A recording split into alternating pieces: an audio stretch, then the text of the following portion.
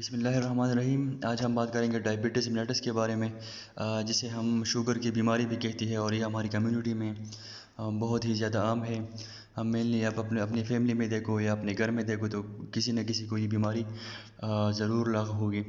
तो इसीलिए ये डिजीज़ आप लोगों को समझना चाहिए, इसको इसके बारे में आपको नॉलेज होना चाहिए, ताकि आप अपनी कम्युनिटी में, अपने घर में या अपनी फैमिली में या हॉस्पिटल साइड पे आप लोग प्रॉपरली अपने पेशेंट को मैनेज कर सको।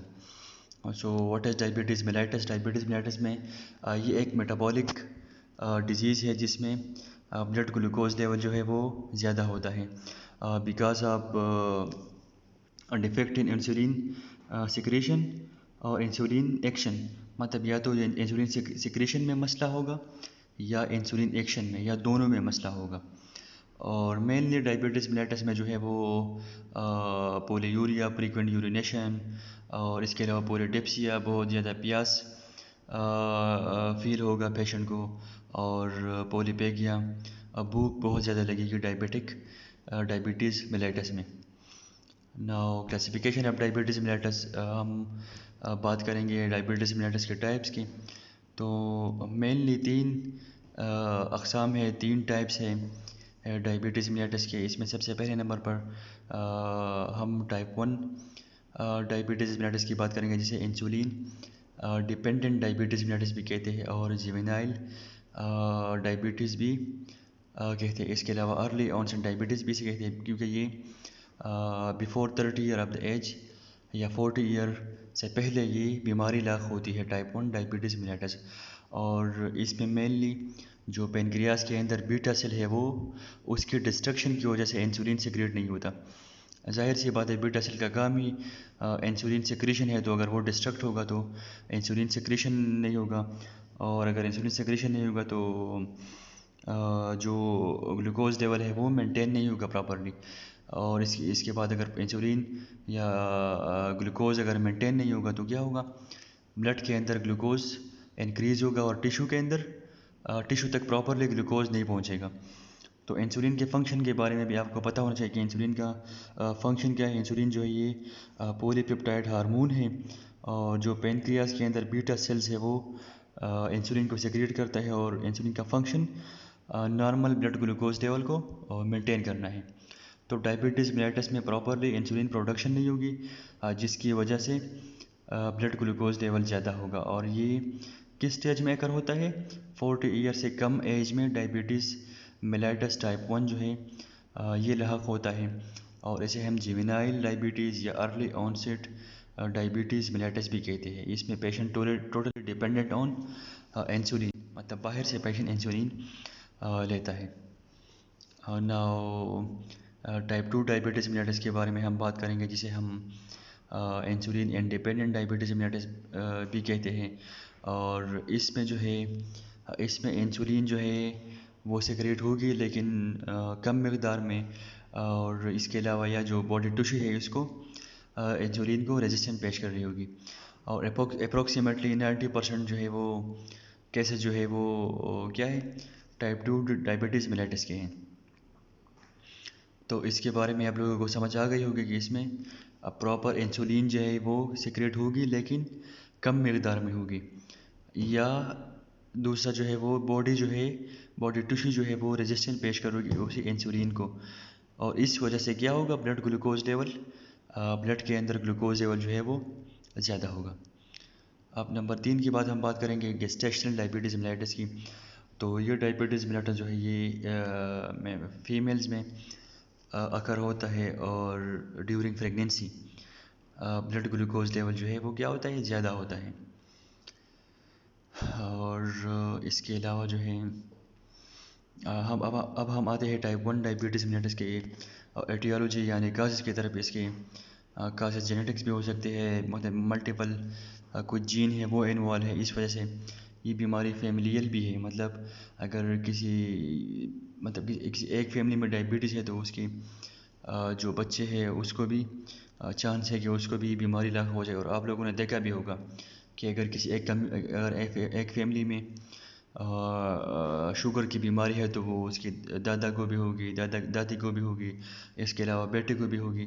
मतलब मेनली ये एक फेमिलियल डिजीज़ है। इसके अलावा इन्वायरमेंटल फैक्टर में जितने भी पैथोजन है, वायरस, बैक्टीरिया या और पैथोजन है, वो अगर अटैक कर ले पेनक्रियास पे और उसको इन्फेक्ट कर ले तो उसकी वजह से पेनक्रियास प्रॉपरली अपना फंक्शन, अपना रोल प्ले नहीं कर सकता इंसुलिन सिक्रीशन में, और इस वजह से भी क्या होता है, ग्लूकोज लेवल ब्लड के अंदर ज़्यादा होता है। इसके अलावा वायरस और ऑटो इम्यून भी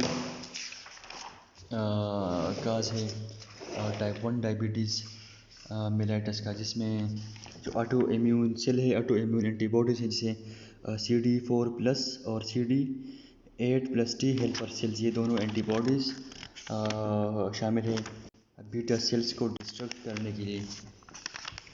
नाउ साइन एंड सिम्टम कौन कौन से हैं डायबिटीज़ मेलेटस टाइप 1 में?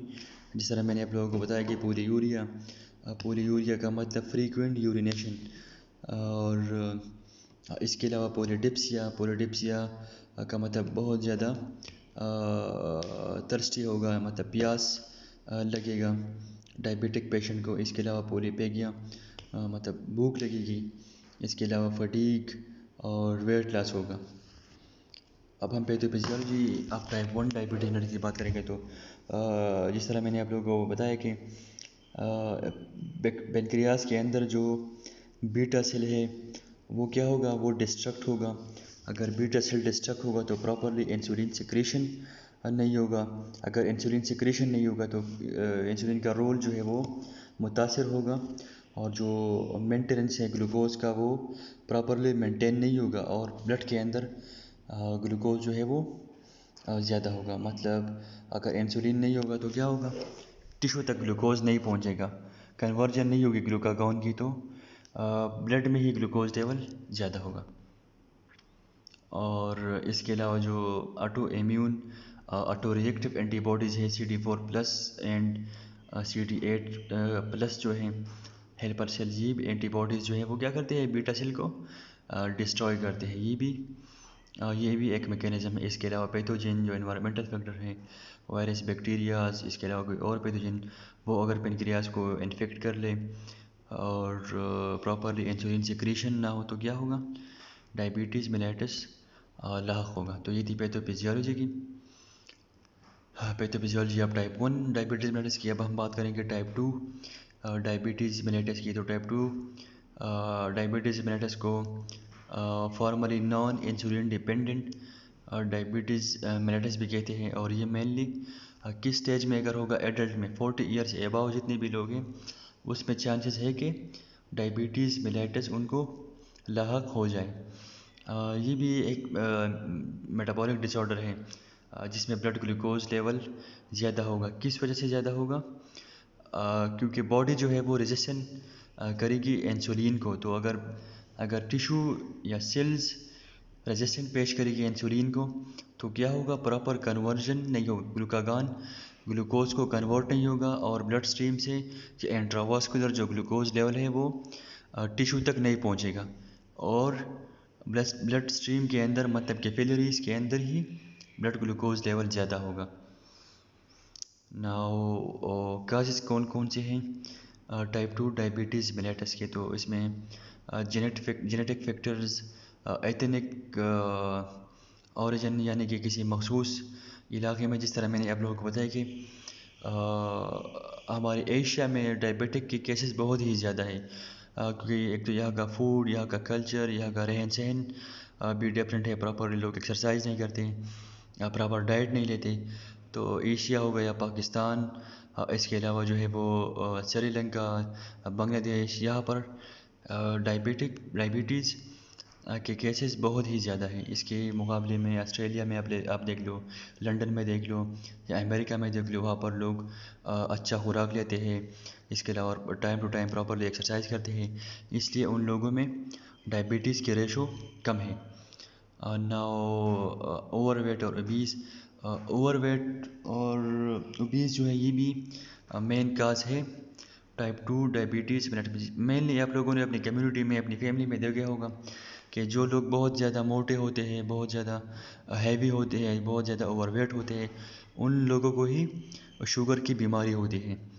तो ओवरवेट या ओबीस ये दोनों सेम चीज़ है इन लोगों को भी। ये भी एक काज है डायबिटीज़ मेलिटस टाइप 2 का। इसके अलावा जो है एज भी एक फैक्टर है। एज की वजह से भी डायबिटीज़ मेलिटस, जिस तरह मैंने बताया कि 40 ईयर से अगर एबाव होगा तो उन लोगों को टाइप 2 डायबिटीज़ लाहक हो सकता है। अगर 40 ईयर से कम होगा तो उनको टाइप 1 डायबिटीज़ मेलिटस लाहक होगा, चांस है कि वो लायक हो। इसके अलावा टाइप 2 डायबिटीज़ यानी कि इंसुलिन इंडिपेंडेंट डायबिटीज़ मेलिटस के साइन एंड सिम्टम्स के बारे में हम बात करेंगे। तो इसी में भी पोलियोयूरिया, पोलिडिप्सिया, पोलीपेगिया और वेट लॉस होगा। इसके अलावा ब्लड विजन, विजन में मसला होगा, जो माइक्रोवेस्कुलर चेंजेस हैं, इसकी वजह से आई साइट इफ़ेक्ट होगी, ब्लड विजन होगा। इसके अलावा एचनेस, पेरिफेरल न्यूरोपैथी, जो हमारा न्यूरोलॉजिकल सिस्टम है, चांस है कि पेशेंट को स्ट्रोक हो जाए। तो इसमें डायबिटीज़ का जो है रोल है साइन सिम्टम में। पेरिफेरल न्यूरोपैथी भी है। इसके अलावा रिकरेंट वेजाइनल इन्फेक्शंस होगा डायबिटिक पेशेंट को। इसके अलावा फटीग भी होगा डायबिटिक टाइप 2 डायबिटीज़ मेलिटस वाले पेशेंट को। Now pathophysiology of type 2 diabetes mellitus. तो टाइप 2 में क्या होगा, इंसुलिन का जो सेक्रेशन है वो इनसफिशिएंट होगा।